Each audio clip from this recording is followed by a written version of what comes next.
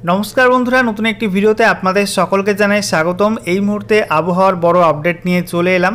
বন্ধুরা সম্প্রতি দক্ষিণবঙ্গ থেকে কাটলো নিম্নচাপ টাইফুন ইয়াগি, সেটা কিন্তু শক্তিশালী নিম্নচাপ রূপে প্রথমে বাংলাদেশে প্রবেশ করেছিল, তারপরে ধীরে ধীরে দক্ষিণবঙ্গের মধ্যে ঢোকে এবং দক্ষিণবঙ্গের ওপর থেকে কিন্তু শক্তি বৃদ্ধি করে এবং অতি গভীর নিম্নচাপে পরিণত হয়, যার জেরে গোটা দক্ষিণবঙ্গের জেলায় জেলায় কিন্তু ভারী থেকে অতি ভারী বৃষ্টিপাত হয়েছে এবং যার জেরে বেশ কয়েকটা জেলায় কিন্তু বন্যা পরিস্থিতি তৈরি হয়ে গেছে। আর এরই মধ্যে একটি খারাপ খবর চলে আসলো দক্ষিণবঙ্গের জন্য। কি খারাপ খবর? আবারও কিন্তু নতুন একটি নিম্নচাপ দক্ষিণবঙ্গের দিকেই আসতে চলেছে। হ্যাঁ, আপনারা ঠিকই শুনেছেন, আবার কিন্তু নতুন একটা নিম্নচাপ আসবে দক্ষিণবঙ্গের দিকে। তো ঠিক কবে নাগাদ সেই নিম্নচাপটা দক্ষিণবঙ্গে আসবে এবং এর প্রভাবে কোন কোন জেলায় বৃষ্টির সম্ভাবনা থাকছে, কোন কোন জেলায় ভারী বৃষ্টিপাতের সম্ভাবনা থাকছে, সেই সমস্ত বিষয়গুলো নিয়ে আজকের এই ভিডিওতে বিস্তারিত আলোচনা করব। তো ভিডিওটি ভালো লেগে থাকলে এবং ইনফরমেটিভ বলে মনে হলে অবশ্যই আপনারা ভিডিওটা একটি করে লাইক করে দেবেন, অবশ্যই ভিডিওটি প্রচুর শেয়ার করবেন। সেই সঙ্গে নতুন দর্শক হয়ে থাকলে লেটেস্ট ভিডিওর আপডেট সবার প্রথমে পাওয়ার জন্য চ্যানেলটিকে সাবস্ক্রাইব করে নিয়ে পাশে থাকা বেল আইকনে ক্লিক করে অল নোটিফিকেশন অপশানটিকে অন করে রাখবেন। লেটেস্ট আপডেট আপনারা সবার প্রথমে পেয়ে যাবেন। তো বন্ধুরা এই মুহূর্তে আপনারা অনলাইন ওয়েদার সিস্টেম থেকে দেখতে পাচ্ছেন সম্প্রতি টাইফুন ইয়াগির অতি গভীর নিম্নচাপ কিন্তু বাংলা থেকে কাটলো এবং ধীরে ধীরে পশ্চিম উত্তর পশ্চিম দিকে সরছে। এই মুহূর্তে সেটা কিন্তু অবস্থান করছে উত্তর ছত্তিশগড় সংলগ্ন মধ্যপ্রদেশ এবং সংলগ্ন দক্ষিণ উত্তরপ্রদেশের ওপর এবং ওই অঞ্চল জুড়ে কিন্তু এখন বৃষ্টি দেবে এবং ধীরে ধীরে সেটা কিন্তু শক্তি হারিয়ে নিম্নচাপ এবং তারপরে কিন্তু এটা মিলিয়ে যাবে।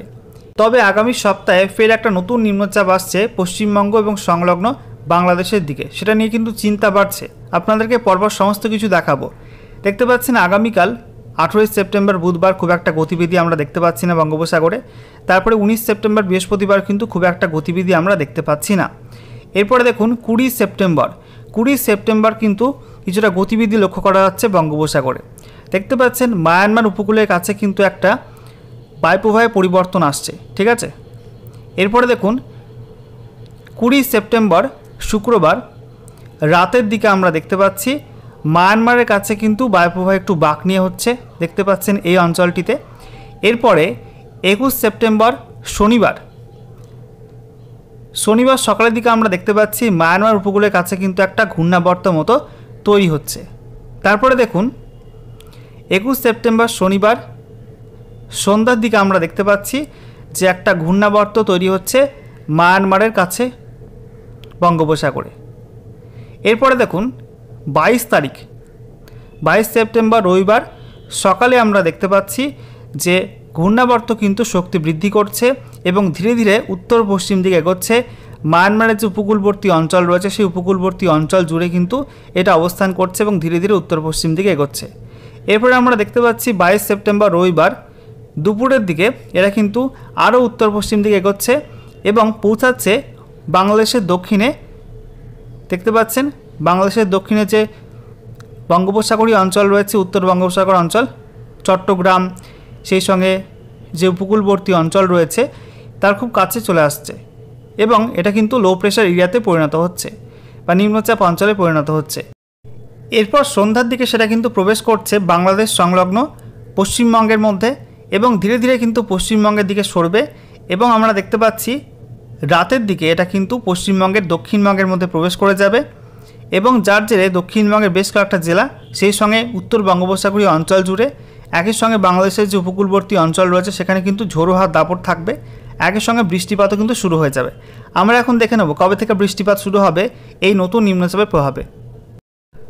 তো দেখুন বন্ধুরা, আগামীকাল 28 সেপ্টেম্বর বুধবার খুব একটা বৃষ্টিপাত কিন্তু নেই, বাংলাদেশেও খুব একটা বৃষ্টি নেই, পশ্চিমবঙ্গেও বৃষ্টি নেই, এছাড়া আমাদের উত্তরবঙ্গে কোনো জেলাতে তেমন খুব একটা বৃষ্টিপাত নেই এবং ত্রিপুরাতেও খুব একটা বৃষ্টিপাত নেই।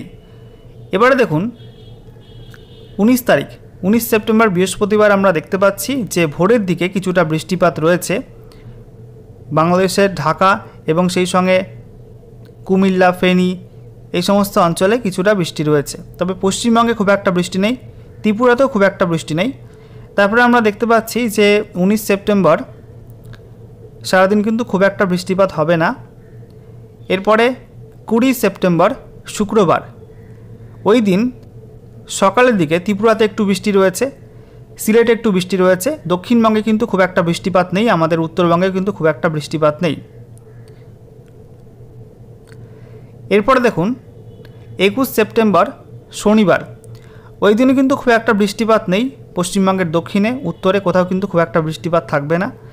ত্রিপুরাতেও খুব একটা বৃষ্টি নেই, বাংলাদেশেও খুব একটা বৃষ্টিপাত নেই। এরপরে দেখুন 21 সেপ্টেম্বর শনিবার রাতের দিকে আমরা দেখতে পাচ্ছি যে উপকূলবর্তী অঞ্চলে, পশ্চিমবঙ্গের উপকূলবর্তী অঞ্চলে হালকা বৃষ্টির সম্ভাবনা থাকছে।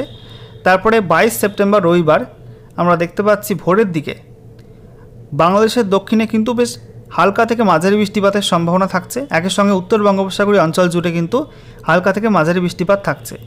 তারপরে আমরা দেখতে পাচ্ছি 22 সেপ্টেম্বর রবিবার সকালের দিকে বৃষ্টিপাত রয়েছে বাংলাদেশের চট্টগ্রাম, সেই সঙ্গে আমরা দেখতে পাচ্ছি কক্সবাজার, টেকনাফ, এই সমস্ত অঞ্চলে কিন্তু কিছুটা বৃষ্টিপাত রয়েছে, ভারী বৃষ্টি বলা যায়।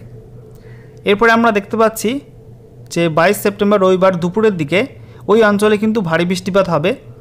এবং তারপরে আমরা দেখতে পাচ্ছি বিকালের দিকে বাংলাদেশের দক্ষিণে চট্টগ্রাম, সেই সঙ্গে আমরা দেখতে পাচ্ছি কলাপাড়া, এছাড়া বরিশাল, খুলনা, এই সমস্ত অঞ্চলে কিন্তু ভারী বৃষ্টিপাত রয়েছে।